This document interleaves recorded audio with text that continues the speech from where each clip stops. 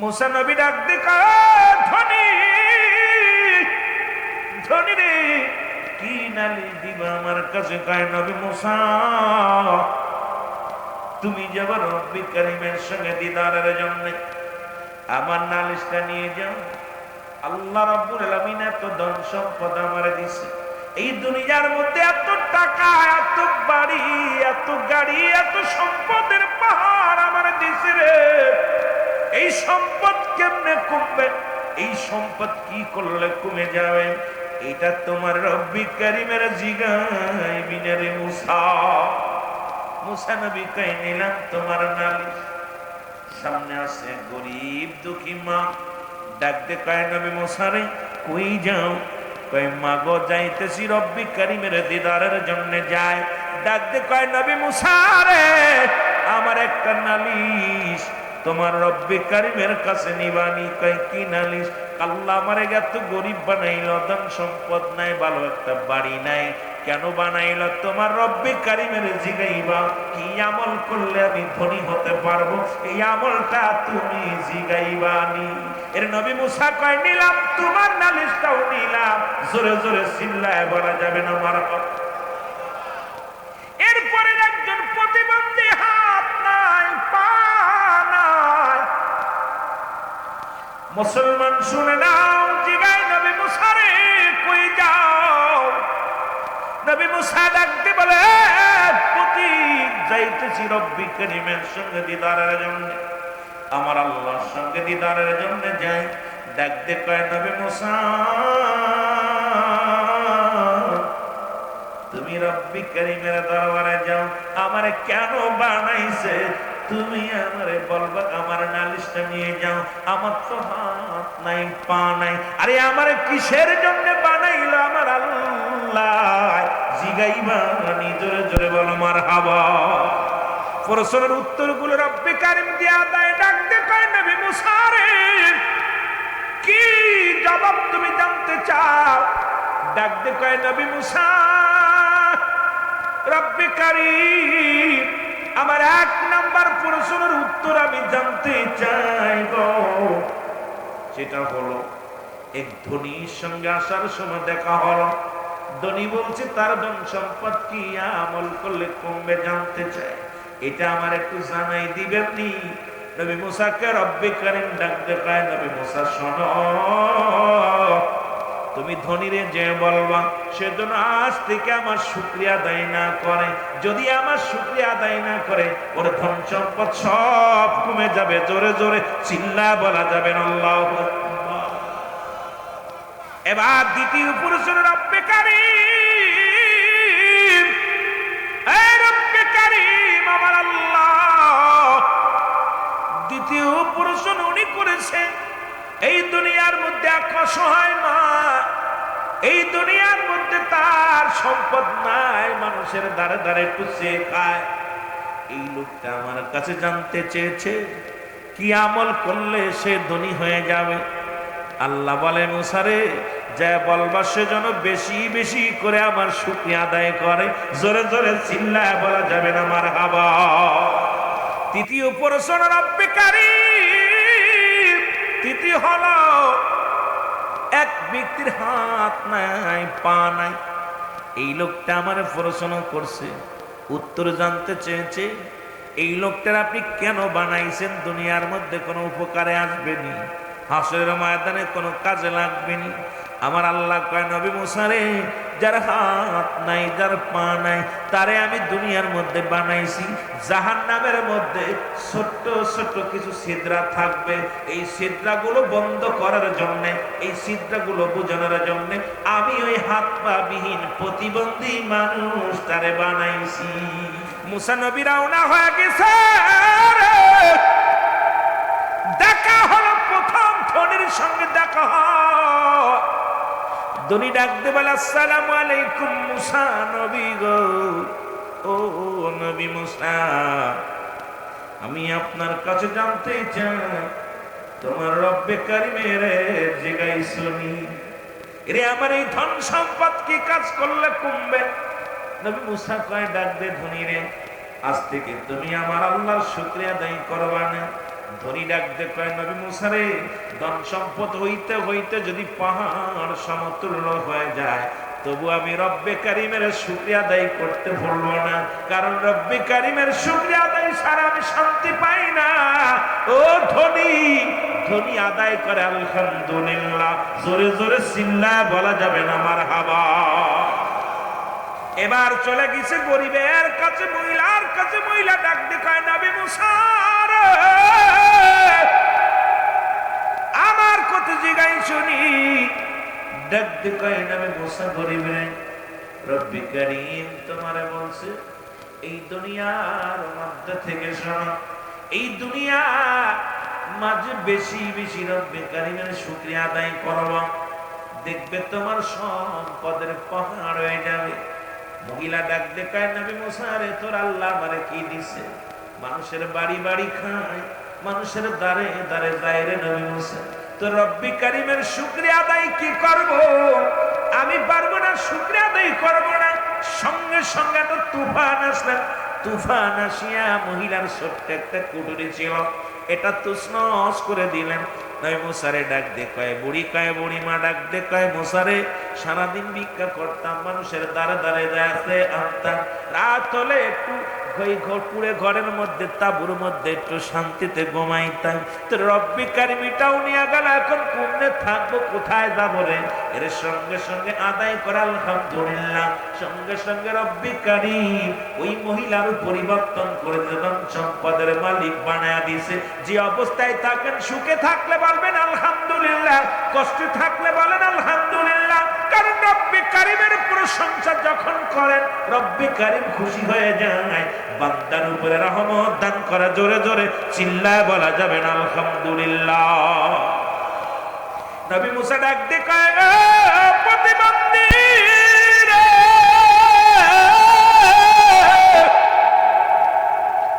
যদিও আমার কষ্ট হচ্ছে বলতে, তবে সত্য প্রকাশ করব তোমার কাছে।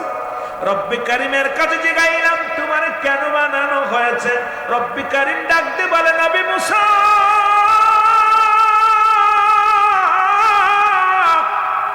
মুসা রে, ওই লোকটারে বলবা তারে শুধু বানাইছি দুনিয়ার মধ্যে আমি, তারে দিয়া জাহান্নামের ছোট ছোট ছিদ্রগুলো বন্ধ করব।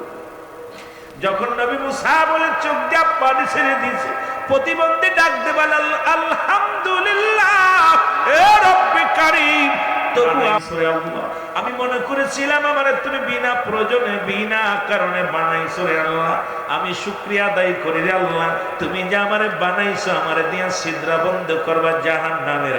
সঙ্গে সঙ্গে রব্বি কারীম ডাক দিয়ে কয় জিবরিল তাড়াতাড়ি যা, আমার নবীর মুসারে ডাক দে বল তাড়াতাড়ি যা রে, ওই প্রতিবন্ধীরে আমি একটা নয় দুটি নয়, 8টা জান্নাতের দরজা আমি ওর জন্য খুলে দিলাম।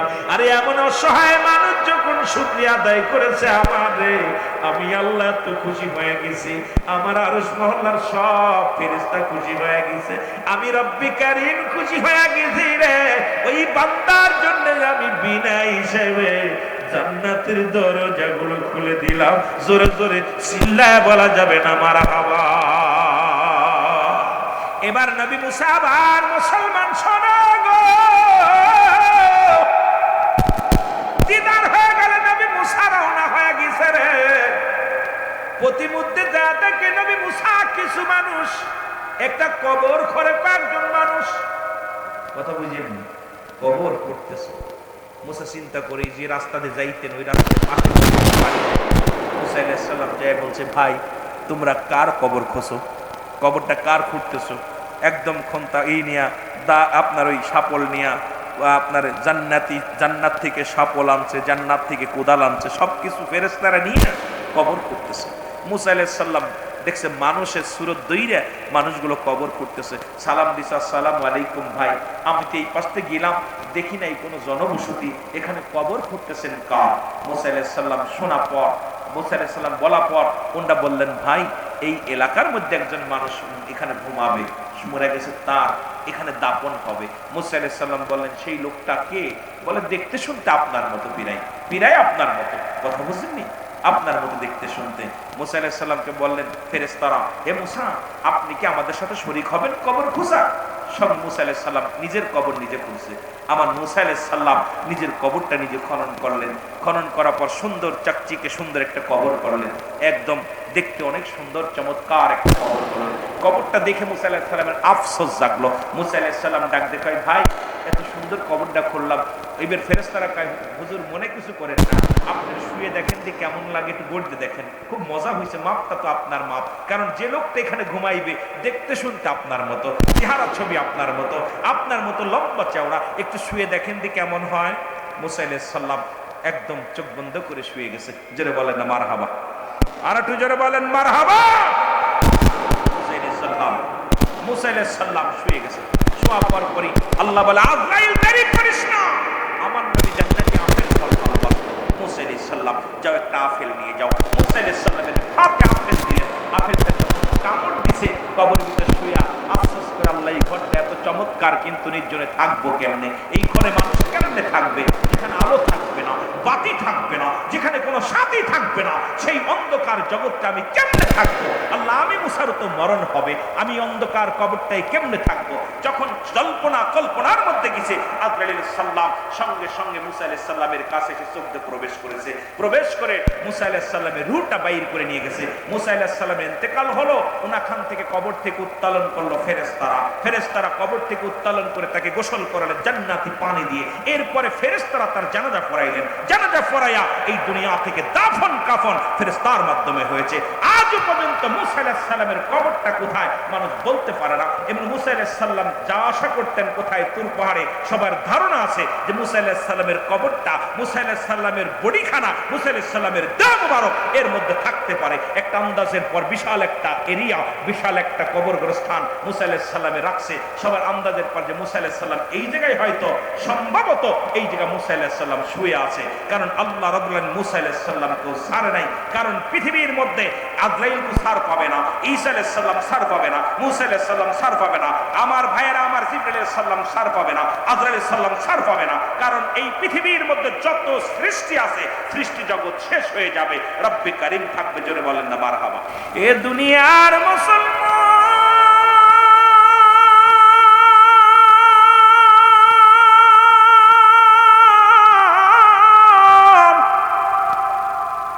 পৃথিবীর মধ্যে তিনটা বিপদ। নাম্বার 1 হলো মানুষের মরণ। 2 নাম্বার বিপদ হলো কবর। 3 নাম্বার বিপদ হলো কিয়ামতের ময়দান। রব্বে কারীম,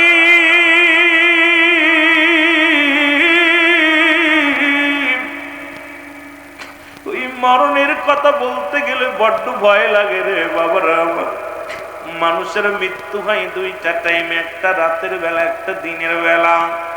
আরে দিন শুরু করেছিলাম, মৃত্যুবরণ করি না, রাত শুরু করে দিছি, মৃত্যু হয়ে যেতে পারে।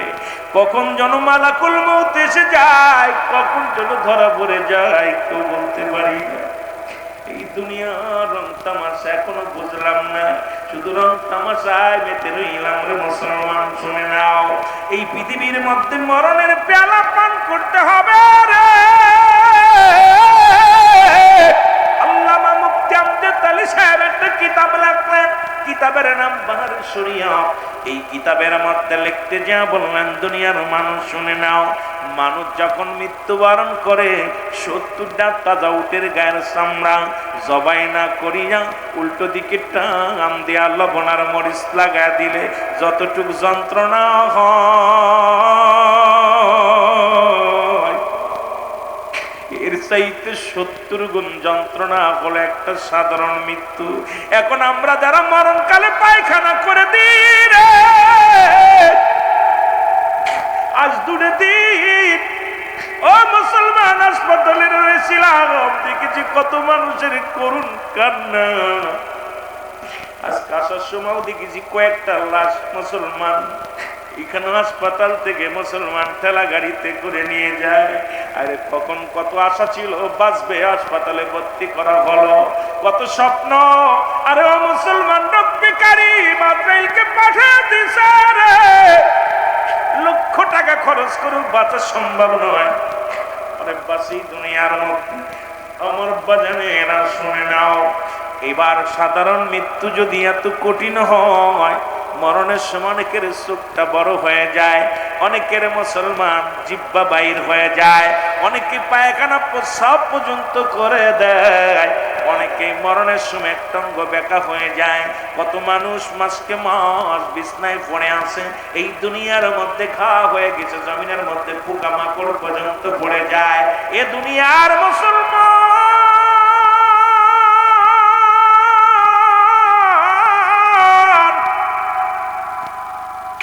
এই জন্য বলতেছিলাম পৃথিবীর মধ্যে এক নম্বর বিপদ হলো মানুষের মরণ।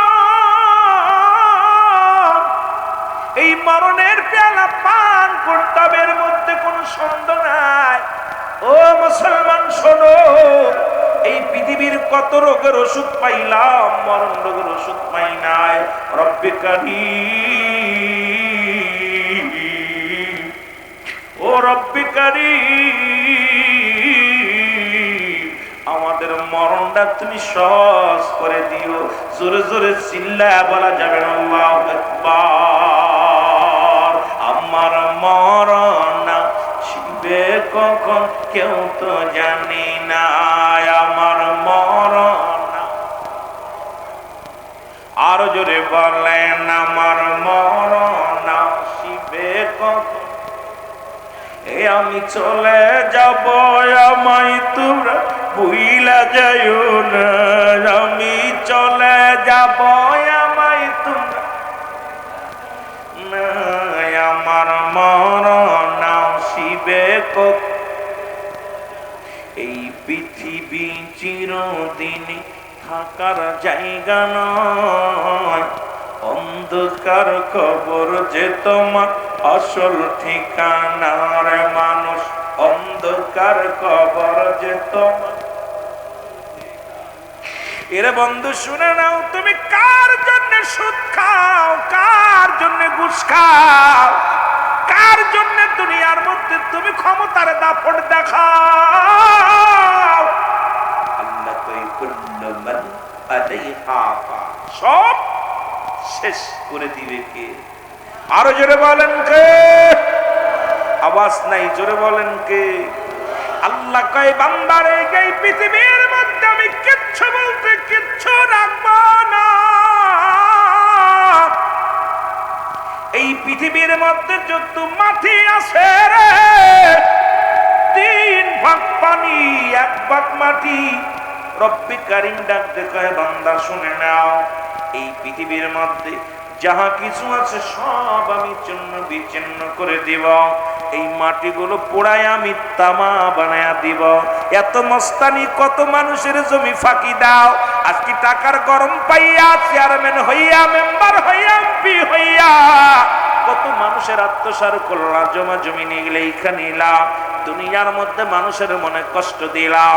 শুনে নাও, শুনে নাও, ও বান্দা শোনো, এই জমিনের মধ্যে যত মাটি আছে আল্লাহ কয় সমস্ত মাটিগুলো পোড়ায় আমি তামা বানায়া দিব।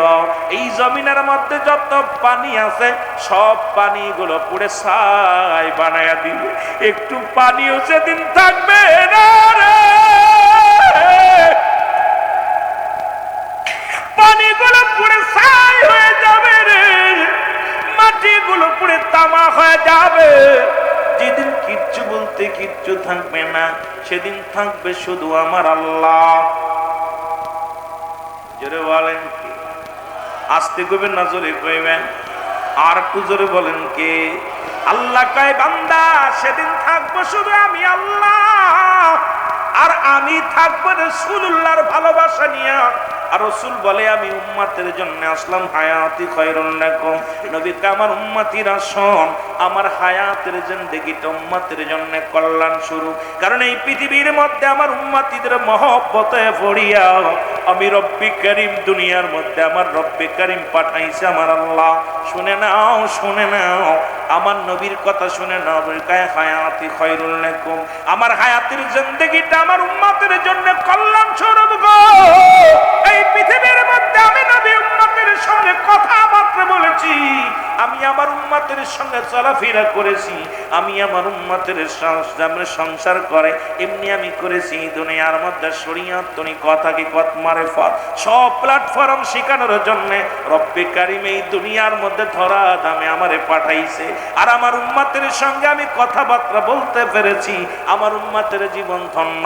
আবার নবী কামার ওফাতি খায়রুল লাকুম, আমার নবী কামার ইন্তেকাল, আমার জিন্দেগি শোনো এ মুমিন এ মুসলমান, নবীর উম্মতিরা শোনো গো, নবী ওফাতি খায়রুল লাকুম, আমার ওফাতটা আমার ইন্তেকালটা ওমামায়াতি খায়রুল লাকুম, নবী উম্মতিরা রে এই দুনিয়ার মধ্যে আমি আগমন করেছি, আমার এই দুনিয়া থেকে বিদায় নিলাম, এটা আমার উম্মতের জন্য কল্যাণ স্বরূপ। কারণ এই দুনিয়ার মধ্যে কোন উম্মত যখন ভালো কর্ম করে গো, এই দুনিয়ার মধ্যে ভালো কাজ করে, নামাজ পড়ে, রোজা রাখে, দান ধ্যান করে, দুনিয়ার মধ্যে ঈমানি জজবা নিয়ে চলাফেরা করে, আমার রব্বে কারীমের দরবারে প্রশংসা করে, আমার আল্লাহর কাছে কে করে? আমার নবী রাহমাতুল লিল আলামিন। আবার যখন কোন উম্মত কোন অন্যায় করে, পাপ করে, জিনা করে, চুরি করে, বাটপারি করে, খুন করে, আমার আল্লাহ রাব্বুল আলামিনের কাছে আমার নবী কয় উম্মতিরা রে, আমি নবী সঙ্গে সঙ্গে আমার উম্মতের জন্য রব্বে কারীমের কাছে ইস্তেগফার করি, মাফ চাই, আমি নবী উম্মতের জন্য ক্ষমা চাই, দরখাস্ত করি। পৃথিবীর মধ্যে অন্যায় করে ছেলে মাফ চায় বাবায়, অন্যায় করে গ্রামের ছেলে মাফ চায় চেয়ারম্যান মেম্বার যাইয়া, ওরে এমন নবীর উম্মত হইলাম রে।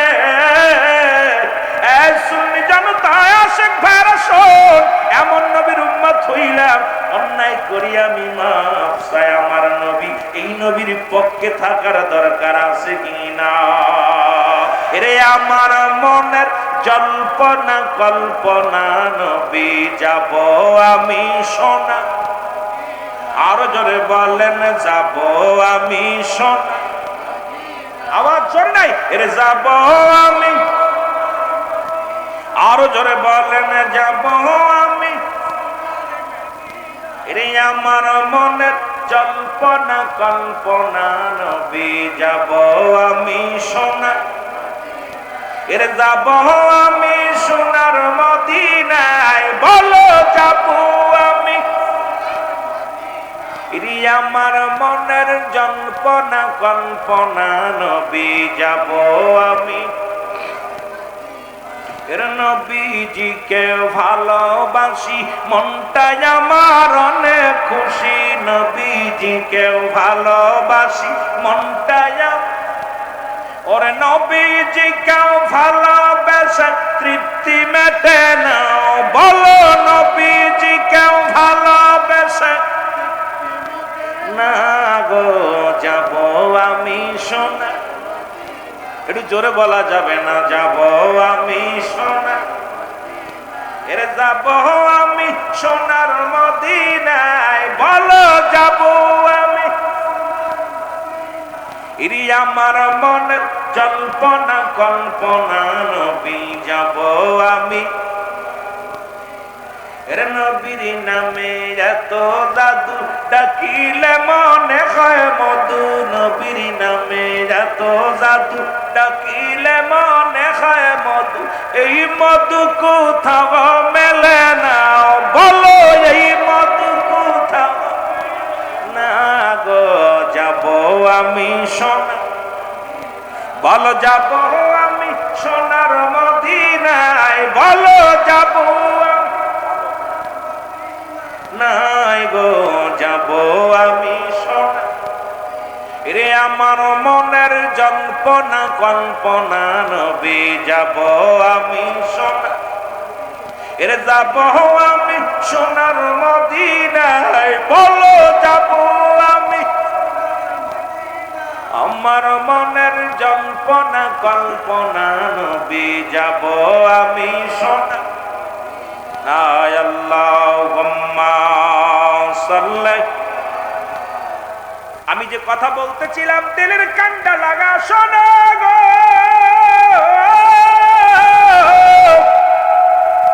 এক নাম্বার হলো মরণ, কুল্লু নাফসিন যায়িকাতুল মাউত, এটা অস্বীকার করার মতো কারোর সাধ্য নাই। রাসূল কয় লা ইয়ামুত তাদের মৃত্যু নাই। কাদের মৃত্যু নাই? ঈমানদার মুমিনের আল্লাহওয়ালা। জোরে বলেন না মারহাবা। আর একটু জোরে। এ দুনিয়ার মুসলমান শোনো, এর এক নাম্বার হলো মরণ। মরণের কথা বলতে চাই, আর মরণের কথা বলতে যাইয়া যে কথাগুলো বলি আমার বাবারা শুনে নাও। এর একজন নবী, এই পৃথিবীর মধ্যে তিনজন নবী এখনো জিন্দা আছে, যাদের কথা বলতে গেলে একজন হলো হযরত খিজির আলাইহিস সালাম, যিনি পানির দায়িত্বে আছেন। একজন হলো মুসলমান। এ মুসলমান শুনে নাও, যিনি জান্নাতের মধ্যে তবে একবার মরণ হয়েছে, আবার তারা জিন্দা করেছে। এই জিন্দা অবস্থায় একজন মানুষ, একজন নবী আছে, একজন পয়গম্বর আছে, যার নাম হলো হযরত ইদ্রিস আলাইহিস সালাম। ওই পাহাড়ের দায়িত্বে আছে একজন নবী, যার নাম হলো হযরত ইলিয়াস আলাইহিস সালাম। বাবারা আমার শুনে নাও, এই পৃথিবীর মধ্যে যত পাহাড় আছে, এই পাহাড়ের দায়িত্ব আছে একজন নবী, যার নাম হলো হযরত ইলিয়াস আলাইহিস সালাম। এ মুসলমান দিলের কান্ডা লাগা শোনো গো, আর একজন পয়গম্বর দুনিয়ার মধ্যে আগমন করবে, যিনি হলো ঈসা ইবনে মরিয়ম, হযরত ঈসা আলাইহিস সালাম, যিনি আমার নবীর উম্মত হইয়া, আখির নবীর উম্মত হইয়া এই দুনিয়ার মধ্যে আগমন করবে। জোরে জোরে চিল্লায়া বলা যাবে না মারহাবা। এদের মধ্যে ইদ্রিস আলাইহিস সালাম এই পৃথিবীর মধ্যে কোনোদিন মেহমান ছাড়া খাইতো না। আবার আমার দেশে এক মুফতি সাহেব বলছে, আখির নবীর আগে কোন নবী জান্নাতে যাবে না। এর বুকার দলেরা শোন, আদম নবী থেকে শুরু করে মুসলমান শুনে নাও, যত নবী পয়গম্বর ওলি গাউস কুতুব যারা দুনিয়া থেকে বিদায় হয়ে গেছে, সবাইকে জান্নাতের নিয়ামত ভোগ করাবে গো। ওই হাসরের ময়দানে সর্বপ্রথম আমার নবীর জান্নাতে দিবে।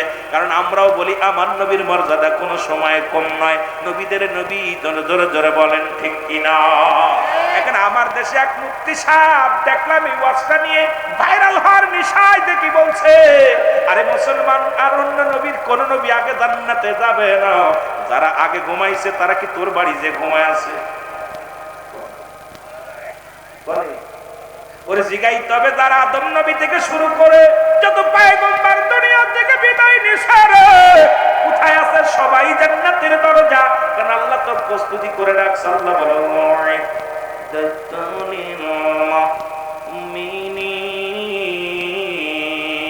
আল্লাহ কয় মুমিনদের জন্য, মুত্তাকিনদের জন্য প্রস্তুত করা আছে 8টা জান্নাত। এই জান্নাতে যাবে যখন জান্নাতীরা মারা যাবে, জান্নাত থেকে দরজা খুলে দেয়া হবে রে। জান্নাতের নিয়ামত তারা পাইবে কিয়ামত পর্যন্ত।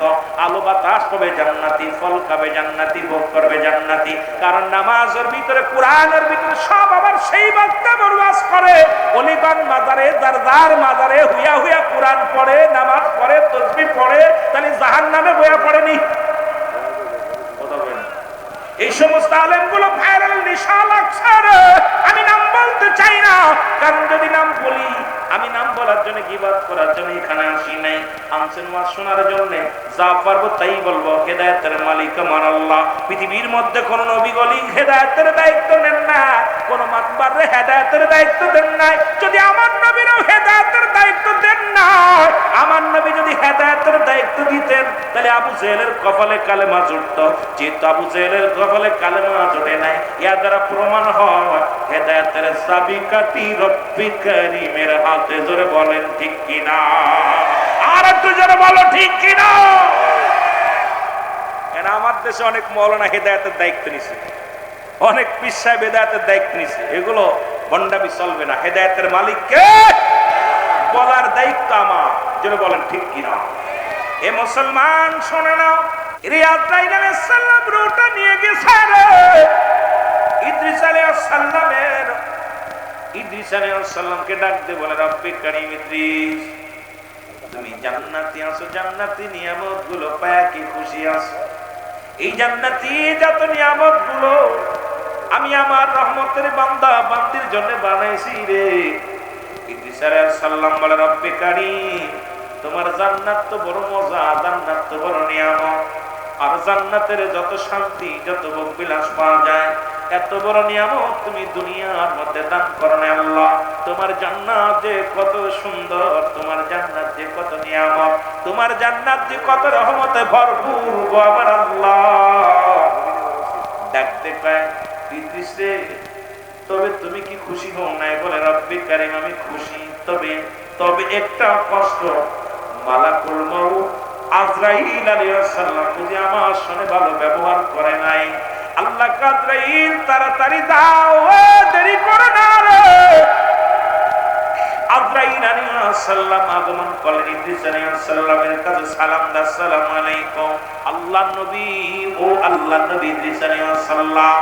ইদ্রিস আলাইহিস সালাম বলে ওয়ালাইকুম আসসালাম। আজরাইল আবার কেন আসছো আমি জানতে চাই। বলে আল্লাহর নবী গো, আপনার কদমে আমি আসছি একটা জানার জন্য, আপনার কাছে জানতে চাই আপনার মৃত্যুর কত কষ্ট হয়েছে এটা জানতে চাই।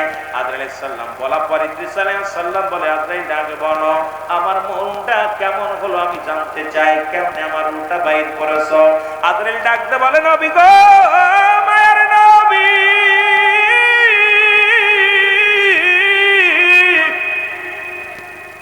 এই পৃথিবীর মধ্যে আমি এত বড় দানব,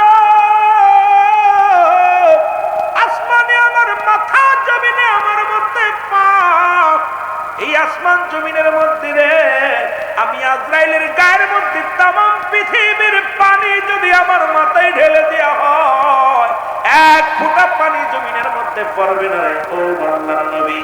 তবে সবার জান কবজ করার জন্য আমি জমিনের মধ্যে আসি না, একমাত্র ইমানদারের রূহটা, ইমানদারের মুমিনের রূহটা বাইর করার জন্য আমি দুনিয়ার মধ্যে আগমন করি। আর যত জাহান্নামীদের রূহটা বাইর করার জন্য আমি জমিনে আসি না। আসমান থেকে এমন একটা হুক্কার দিই রে, এক হুক্কারে কলিজা ফেটে যায়, নাক মুখ দিয়ে রক্ত বাইর হয়ে যায়।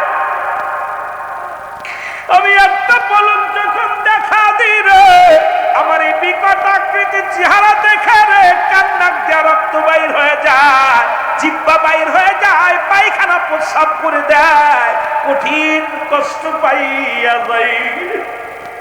আরে নবী ইদ্রিস রে, আপনার রূহটা বাইর করেছি, শুধু মা যেমন মায়ের বুকে দুধ খাইতে খাইতে সন্তান যেমনি ঘুমায়া যায়, আপনার রূহটা আমি এমনি বাইর করেছি, কোনো কষ্ট দিই নাই, কোনো যন্ত্রণা দিই নাই। আল্লাহ নবী ইদ্রিস আলাইহিস সালাম ডাকতে বলে আজরাইল রে,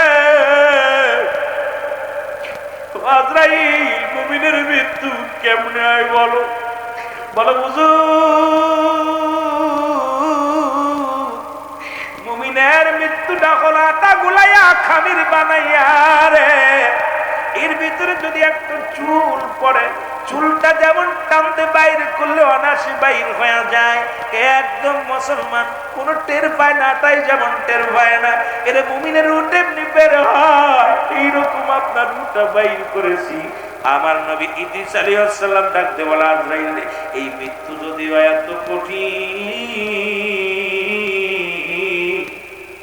ও আজরাইল আমার সমস্ত গায়ের যন্ত্রণা, আমার মন বলে আমার দেহ থেকে গায়ের চামড়া কে যেন ছিঁড়ে নিয়ে গেছে, এই যন্ত্রণা এখনো দূর হয় নাই, আমার বুকের যন্ত্রণা যায় নাই, আমার গায়ের যন্ত্রণা যায় নাই। মানুষ শোনো, ওরে এত সহজ মৃত্যু যদি এত কঠিন হয়, কঠিন মৃত্যুটা কত কঠিন হয়। এই জন্য আমি বারবার বলি এই দুনিয়ার মধ্যে সম্পদের পাহাড় গড়লা, বাড়ি গড়লা, সম্পদের পাহাড় গড়লা, সুদ খাইয়া ঘুষ খাইয়া সম্পদের পাহাড় গড়লা, এই দুনিয়ার সম্পদ খাবে লোকে, তোমার দেহ খাবে পোকে। এই সম্পদ ছেলের জন্য কামাইলা, মেয়ের জন্য কামাইলা, বিবির জন্য কামাইলা, দামি কাপড় দিলা, দামি ঘর বানাইলা, দামি বাড়ি বানায় দিলা, দামি গাড়ি বানায় দিলা, কিছু তুমি নিয়ে যেতে পারবা না রে ভাই। এই দুনিয়ার সম্পদ তুমি গড়ে থইলা, যদি ছেলে মেয়ে থাকে তারা ভোগ করবে, না থাকলে প্রতিবেশী ভোগ করবে, না হলে সরকার ভোগ করবে, কিন্তু তোমার দেহখানা মাটিতে যখন শোয়া দিবে রে, তোমার দেহখানা খাবে পোকে, তোমার দেহ খাবে পোকে, তোমার সম্পদ খাবে লোকে। এই জন্য দেহের মধ্যে যেন পোকা না লাগে রে, দেহের মধ্যে যেন মাটিতে টাচ না করে, এমন আমল করো যখন তুমি মৃত্যুবরণ করবা তোমার বডিখানা যেন ফেরেশতার সম্মানের সঙ্গে রাখে, ওই জান্নাতের দরজাগুলো খুলে দেয়। তুমিও যেন কবরের মধ্যে ইবাদত বন্দেগী করতে পারো, তুমিও যেন ওই মাটির ঘরটা আলোকময় করে নিতে পারো, তুমি যেন মাটির ঘরটা সুন্দর একটা ঘর বানায় নিতে পারো, ওই মাটির ঘরটা যদি এসি ঘর বানায় নিতে পারো, পাতির ঘর বানায় নিতে পারো, আমলের ঘর বানায় নিতে পারো। এই জন্য দুনিয়া ছেড়ে দাও। রাসূল বলছে বালমা কিলাব, এই দুনিয়াটা পচা দুর্গন্ধ বড়ি, মানুষের চরিত্র হলো কুকুরের চরিত্র। কুকুর যেমন দুনিয়ার মধ্যে সম্পদ পাইলে খুশি, দুনিয়ার মধ্যে কুকুর যেমন মরি পাইলে খুশি হয়, সে জামানার মানুষগুলো শুধু সম্পদ পাইলে খুশি হবে, সম্পদের জন্য পাগল হয়ে যাবে। তার প্রমাণ দেখলাম তিরমিজি শরীফের 3952 নম্বর হাদিসের মধ্যে দেখলাম আমার নবীজি বলছে, আমার নবী বলছে আমার উম্মতের মধ্যে একদল মুসলমান শোনো, একদল মুসলমান তারা নিজেরা মূর্তি পূজা করবে, অন্যকে মূর্তি পূজার উৎসাহিত করবে। আমার বাচ্চারা মুসলমান শুনে নাও, তিরমিজি শরীফের হাদিস 3952 নম্বর হাদিস খানা ভালো করে লিখে নাও। কারণ আমার মুসলমান এখন দেখলাম ঈমানের চাইতে ভোটের দাম বেশি রে মুসলমান। আজকে ভোটের জন্য আমরা টুপিদারি মাথায় দিয়া আলেম সাজিয়া মূর্তি পাড়া দিই, মূর্তির সামনে যায় জিয়ারত করি, এর চাইতে কষ্ট আর থাকতে পারে না, এর চাইতে দুঃখ আর থাকতে পারে না, ঈমান চোরদের যন্ত্রণায়। আমি আপনাদেরকে বইলা যাই এখন নিয়া কবর মুসা আলাইহিস সালাম রব্বি কারীমের দিদারের জন্য রওনা হয়ে যায় রাস্তা দিয়ে। মুসা নবীকে ডাক দিয়ে বলে, আল্লাহর নবী মুসা কই যান গো? আমি দেখি মাঝে মাঝে আপনি এই তুর পাহাড়ের দিকে রওনা হয়ে যান, আমরা আপনার কাছে জানতে চাই আপনি প্রতিনিয়ত যখন বিপদে পড়ে যান, বনি ইসরায়েলদের মানুষের জন্য কিছু চাইতে যান, তখনই দেখি এই রাস্তা দিয়ে এই পথ দিয়ে আপনি অতিক্রম করেন। জানতে চাই নবী মুসা রে তুমি কোথায় যাও? নবী মুসা ডাক দিয়ে কয় আমার। এর আগে মুসলমান কথাগুলো না বললে বুঝবেন না। আল্লাহ রাব্বুল আলামিন আজরাইলকে পাঠাইলেন নবী মুসা আলাইহিস সালামের কাছে, আজরাইল যাও আমার নবী মুসা রে যা বলো তাকে দুনিয়া থেকে আমার আনবো আমার সঙ্গে তো লাভের জন্য আমি রব্বি কারীম করে ডাকতেছি, আসতে বলো তাকে। সে বিদায় ঘটনা ঘটবে যাবে, ঘন্টা বেজে যাবে। মুসা আলাইহিস সালাম ডাকতে বলা, জিবরিল রে, ও জিবরিল তুমি কেন আসছো? বলা বুঝো একটু পরেই তো আজরাইল আলাইহিস সালাম আসবে আপনার সঙ্গে কথা বলার জন্য, কারণ আপনার বিদায় ঘন্টা বেজে গেছে, হুজুর আপনাকে চলে যেতে হবে। মুসা আলাইহিস সালাম ডাকতে বলেন আজরাইল আসতে বলো। আজরাইল আসলেন, আজরাইল এসে সালাম বিনিময় করেন, আসসালামু আলাইকুম আল্লাহর নবী মুসা। ও নবী মুসা। নবী মুসা ওয়ালাইকুম আসসালাম। কে কবে? আমি আজরাইল। কেন আসছো? আপনার বুটা বাইর করার জন্য আসছি। যদি আপনি বলেন আরো দীর্ঘদিন একটু হায়াতে থাকতে বলেন, কারণ কতদিন থাকতে চান বলেন? রব্বি কারীম আমাকে বলছে আমার নবী মুসা যদি আসতে না চায় তাকে কিছুদিন সময় দেয়া হবে, কত বছর বাঁচতে চায়, কতদিন দুনিয়ার মধ্যে থাকতে চায় একটু শুনে আনবা। নবী মুসা বলে কি বললে? আমারে থাকার কথা বলছে রব্বি কারীম। বলে হ্যাঁ। বলে কতদিন? বলে আল্লাহ বলছে আপনি যতদিন 50 বছর, আরো 100 বছর, 20 বছর, 30 বছর, যতদিন মন চায় থাকতে পারেন। রব্বি কারীম আমাকে বলছে আপনি শুধু হুকুম দিবেন। মুসা আজরাইলকে তারপরে কি হবে? তাই তারপরেও আপনার মরণ হবে। কি হবে? যেটা বলেন কি হবে? মরণ হবে। মুসা আলাইহিস সালামকে আজরাইল তা বলে রব্বি কারীম যে বলো আমি আর দুনিয়ায় বাঁচতে চাই না, কারণ যেহেতু মরেই যেতে হবে, এখন এই অবস্থায় মারা যায়। কে এত কষ্ট করে খাওয়া দাওয়া করে? কে এত কষ্ট করে ইবাদত বন্দেগী করে? বুড়া হয়ে গেছি, হাঁটতে পারি না, চলতে পারি না। সুতরাং রব্বি কারীম বলো আমি আর থাকতে চাই না, তবে যাবার আগে, মরণের আগে একবার রব্বি কারীমের সঙ্গে শেষ দেখাটা আমার হয়ে যায়। কারণ আল্লাহর কাছে একটা মাত্র দাবি আমার, আমি আল্লাহর নবী, আমি মুসা পয়গম্বর, একটা দাবি, রব্বি কারীম যেন আমার মরণের আগে একবার যেন তার দিদার দেয়। ধরে বলেন না মারহাবা। আমার মরণের আর কদিন আছে বাকি, মরণের আরো জোরে বলেন, মরণের কয়দিন আছে বাকি,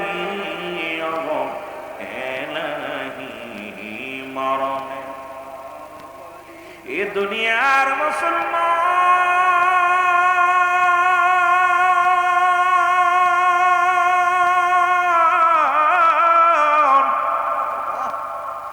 মুসা আলাইহিস সালাম রওনা হয়ে গেলেন রব্বে কারীমের সঙ্গে দিদারের জন্য। গো দিদার হয়, আলাপ আলোচনা হয়, শেষ বিদায়, শেষ ঘন্টা। রব্বে কারীম গো, আর জীবনে শরীয়তের সুখ দিয়ে আপনাকে কথাবার্তা শরীয়তের মুখ দিয়ে বলা সম্ভব, বিদায় হয়ে যাব আল্লাহ। তবে আমার বনি ইসরাঈলের জন্য একটু আফসোস জাগে, তারা আমার কওমের মানুষ, একটু খাবারের ব্যবস্থা করে দিবেন যেন কষ্ট না পায়। কারণ আমার বংশের মানুষ যদি কষ্ট পায় বলবে মুসা নবীর উম্মত হইলাম, কেন এত কষ্ট পায়, যেন আমার উম্মতিরা কোনো কষ্ট না পায়। নবী পয়গম্বর মুসা ডাকতে বলে, আমার আল্লাহ একটু খাবারের ব্যবস্থা আপনি করে দিবেন বললাম। আল্লাহ কয় মুসা রে, তাকায় দেখো ডান দিকে। মুসা নবী ডান দিকে তাকাইলেন, তাকায় দেখে বিশাল একটা নদী দেখা যায়। মুসা আলাইহিস সালামের হাতে ছিল একখানা লাঠি। ডাকতে বলে, নবী মুসা ওই লাঠি দিয়ে পানির মধ্যে আঘাত করো। সঙ্গে সঙ্গে আঘাত করানো, আঘাত করার পর একটা পাথর বাইরে আসলো।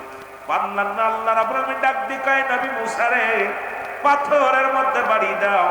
বাড়ি যখন মারলেন, এর ভিতর থেকে একটা হরিণ বাইর হয়ে আসলো। এবার হরিণের মুখে দেখে কাঁচা ঘাস। নবী মুসা ডাকতে বলে, আল্লাহ একই দেখাইলা, সাগরের মধ্যে পাথর, পাথরের মধ্যে হরিণ, হরিণের মুখে খাবার। রব্বি কারীম ডাকতে কয়, মুসা রে তোমার চাইতে মায়া আমার কম নয়, কারণ সমস্ত মাখলুকাতের রব আমি। তুমি হইলে শুধু বনি ইসরাইল বংশের কওমের নেতা, আর আমি হলাম গোটা বিশ্বের নেতা, গোটা কুল কায়নাতের নেতা। আমি রব্বি কারীম, আমি স্রষ্টা, সবই সৃষ্টি। সুতরাং আমার সৃষ্টি জগতের সব দিকে আমি রব্বি কারীমের নজর আছে। জোরে বলা যাবে না মারহাবা। এ ঘুষখোরেরা, সুদখোরেরা, শোনো গো, আজকে সুদ খাইয়া, ঘুষ খাইয়া সম্পদের পাহাড়ে বললাম, দুনিয়ার মধ্যে কতই না রং তামাশা করলাম। তুমি এটাও মনে রেখো, রব্বে কারীম একটা হরিণকে যদি পাথরের মধ্যে খাওয়াইতে পারে, তোমার ঘুষ খাওয়া লাগবে না, সুদ খাওয়া লাগবে না, সঠিক পথ অবলম্বন করো, রব্বে কারীম রিজিকের ব্যবস্থা করে দিবে। জোরে বলেন মারহাবা। আল্লাহ তুমি রিজিক দাতা, নামতায় রাজাক, সব প্রাণীকে দাও রুজি দাও তাই করা। তোমার তরিত তোমার গানে জেগে ওঠে বরবে আনে, বিলে ঝিলে মাঠে রুজি পাই যে ফাঁকিরে ছাপ। মৌমাছিরা গুনগুনিয়ে যাই যে কাজে গান শুনিয়ে, পিঁপড়ারা পায় খুঁজে আহার কঠিন শ্রমে ময়দানে। আর জোরে জোরে চিল্লায় বলা যাবে না মারহাবা। আল্লাহ কয় দুনিয়ার মধ্যে যারা দিন মজুরি, যারা মেহনত করে, যারা গায়ের ঘাম ঝরায়, এরাই তো আমার বন্ধু। সুতরাং আল্লাহর বন্ধু হতে হলে সুদ খাইলে হবে না। আল্লাহর বন্ধু যদি হতে চাও, ঘুষ খাইলে চলবে না। আল্লাহর বন্ধু যদি হতে হয়, ওলাস থাকলে চলবে না। আল্লাহর বন্ধু যদি হতে হয়, দুই নাম্বারই করলে চলবে না। আল্লাহর বন্ধু যদি হতে হয়, নামাজ এবং শরীয়তের বিধান মেনে চলতে হবে, গায়ের ঘাম ঝরাতে হবে, তবেই রব্বে কারীমের বন্ধু হওয়া যাবে। জোরে জোরে চিল্লায় বলা যাবে না মারহাবা। এ দুনিয়ার মুসলমান,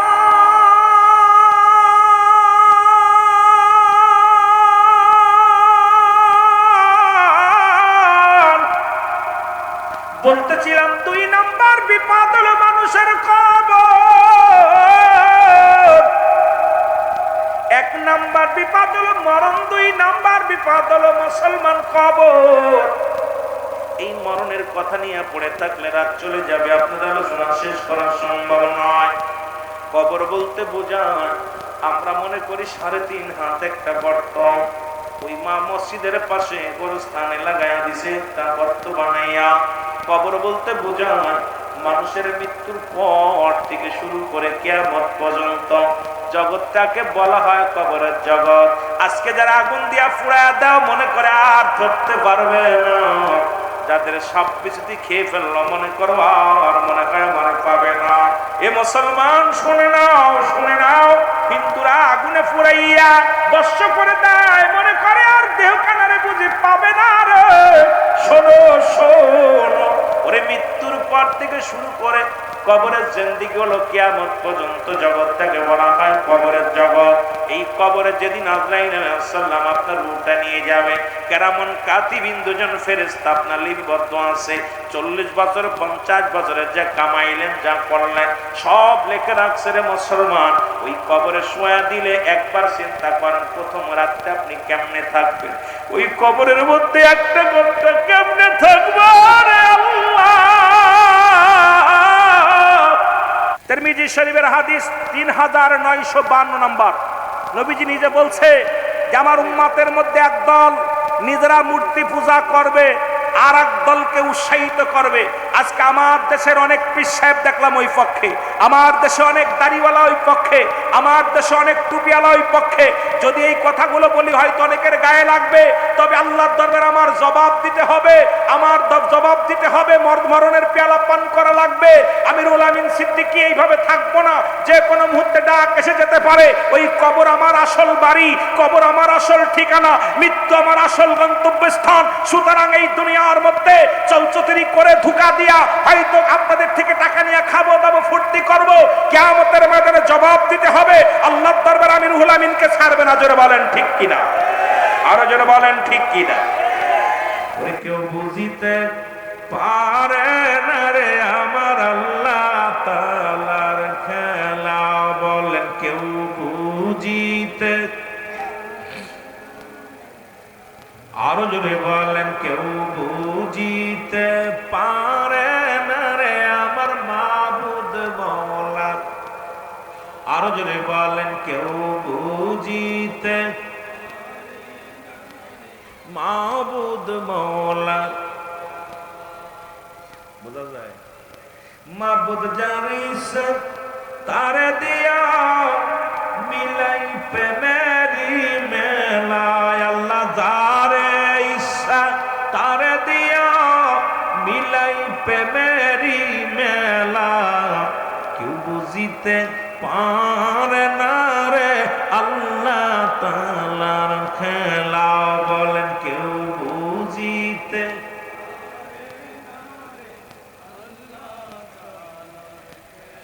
সত্তিরিশ বছর যারো জ্ঞান কি পটে না,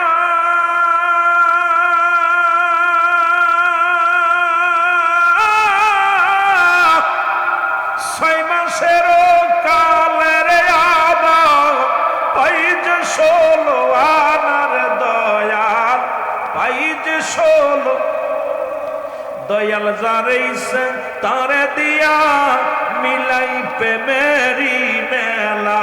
দয়াল যারে ইচ্ছা মিলাই প্রেমেরি মেলা, বুঝিতে পারে না রে আল্লাহ তাআলার খেলা, বলেন কেউ বুঝিতে। আবার জোর করিয়া বুঝতে গেলে তার ঘটে মরণ জ্বালা, জোর করিয়া তার ঘটে মরণ জ্বালা। কেউ বুঝিতে পারে না রে আল্লাহ তাআলার খেলা, বলেন কেউ বুঝিতে।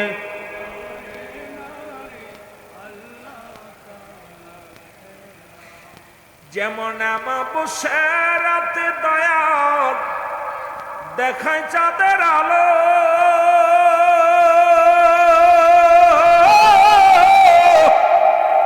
যাই নামাজে ভর করিয়া শাহজালাল সুরমা নদী পাড়ি দিল রে শাহজালাল নদী পাড়ি দি।